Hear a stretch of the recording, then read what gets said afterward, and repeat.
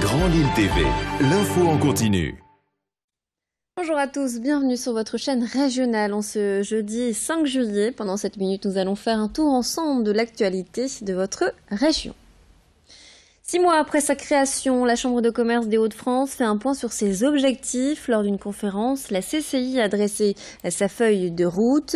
L'Institut du dirigeant fait partie des grands projets. Il s'agit d'une école pour les chefs d'entreprise. Elle devrait voir le jour d'ici la fin de l'année. Les inscrits seront formés aux enjeux de l'avenir, notamment en termes de digital et de cybersécurité.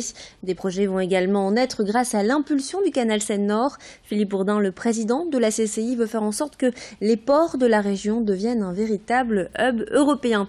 Un fonds d'investissement pour les startups fait également partie des priorités. Je vous propose d'ailleurs d'écouter le président de la CCI à ce sujet. L'idée, c'est de courir le risque avec les entrepreneurs. Alors, ce fonds sera dédié aux startups et aux entreprises innovantes, pas seulement aux startups, qui investissent sur la mobilité ou qui apportent un plus sur la mobilité dans son sens large, la logistique et Rêve 3, c'est-à-dire des axes majeurs de notre action. Donc, courir le risque, mettre de l'argent, donc nous allons avoir un fonds grosso modo de 3 millions d'euros pour démarrer, uniquement la CCI Hauts-de-France, et mettre notre argent et risquer l'argent de la CCI. Donc pour cela, nous allons vendre éventuellement des bâtiments pour pouvoir réellement leur apporter un plus, un fonds d'amorçage qui leur permette de démarrer, qui leur permette de se créer, qui leur permette aussi d'innover. Les vacances, c'est l'occasion de flâner, se détendre, mais aussi pour beaucoup de se plonger dans un bon bouquin. Mais quel livre doit-on mettre dans sa valise? C'est une question que nous avons posée à l'un des libraires du Furet du Nord. Alors voici sa sélection pour cet été, propos recueillis par Alexis Tessier. Alors je vais commencer par le livre de Pierre Lemaitre, son dernier livre, qui s'appelle 3 jours et une vie. Pierre Lemaitre, c'est l'auteur de Au revoir là-haut qui a eu le prix Goncourt en 2013. Là, il change de registre avec un livre à mi-chemin entre le polar et le roman. C'est un drame familial où on voit qu'il y a un gamin qui commet une énorme bêtise. Et on va suivre les 3 jours qui suivent sa bêtise, puis un bond dans le futur où il devient un père de famille, et on voit que sa bêtise va le hanter jusqu'à arriver à un âge mûr. Donc c'est un très bon bouquin. Ensuite, 13 marches de Kazuaki Takano. Alors pour la petite histoire, le Japon fait partie des rares pays où il y a encore la peine de mort. Et donc on suit les mésaventures d'un condamné à mort qui a perdu la mémoire. Et quelques jours avant son exécution, il se souvient, il se rappelle, et pour lui, il est innocent. Et on va suivre son parcours et sa lutte pour prouver son innocence. Ensuite, en attendant, Bojangles, très beau livre, un roman d'amour entre un homme et une femme raconté par leur enfant. C'est plein de poésie, on sent vraiment l'auteur qui a été inspiré entre autres par tout l'univers de Boris Vian. Vraiment une lecture excellente. Le dernier Franck Tillier, Charcot, un polar pur et dur avec 2 inspecteurs du 36 quai des Orfèvres. Voilà, comme chaque Tillier, c'est toujours très noir, toujours palpitant et toujours très bien documenté.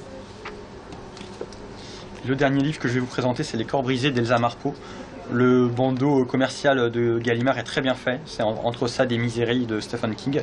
C'est totalement ça. C'est un huis clos dans un hôpital vraiment glaçant, parfait pour l'été.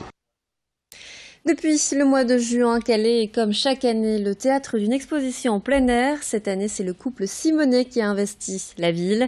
Une douzaine d'œuvres, principalement des sculptures, sont exposées. L'objectif des artistes est de faire découvrir l'art au plus grand nombre. Nous sommes allés dans la rue pour connaître la vie des Calaisiens sur cette exposition. C'est un peu surprenant quand même. Bon. Bah, disons qu'en fait il y en a qui sont quand même assez intéressantes, c'est coloré, ça donne un peu de vie sur Calais quoi. Mais c'est vrai que je pense que les Calaisiens sont peut-être un peu surpris par le côté un peu moderne et très contemporain des objets quoi, enfin des œuvres. Ce sont des œuvres modernes, hein, mais bon, je dirais pas que c'est mon goût, mais enfin Il en faut pour tout le monde, en fait. Hein. Ça égaye, c'est un fait certain. Mais c'est assez moderne, quoi, en fait. Voilà. Moi, je trouve ça joli. Moi. C'est original. On peut penser on peut s'imaginer un peu de tout, quoi. La pâte à modeler ou... Honnêtement, je trouve que c'est trop tarabiscoté. Cette première semaine de juillet marque le début des vacances pour la plupart des écoliers. Mais pour beaucoup de parents, pas question de se la couler douce pendant ces 2 mois d'été. Les indémodables cahiers de vacances vont donc être pris d'assaut comme chaque année. Selon l'INSEE, 4 millions de livrets sont vendus par an. Nous sommes allés à la sortie d'une école pour connaître l'avis des nordistes sur ces devoirs de vacances. On souhaite quand même que les enfants aient leur niveau pour la rentrée, pour que la rentrée se passe bien, pour qu'ils fassent autre chose que du vélo, ou de la trottinette ou de la tablette pendant les vacances. Et donc une continuité dans les apprentissages de la lecture et puis du savoir compter aussi est important. Après, pour le reste, on n'est pas enseignant, on n'est pas pédagogue, donc on ne va pas faire d'histoire ni de géographie, mais on va plutôt faire de la lecture et des mathématiques. Pour les faire travailler... pour pas qu'ils perdent les choses qu'ils ont acquis durant l'année. Ah, mais j'aime beaucoup les cahiers de vacances.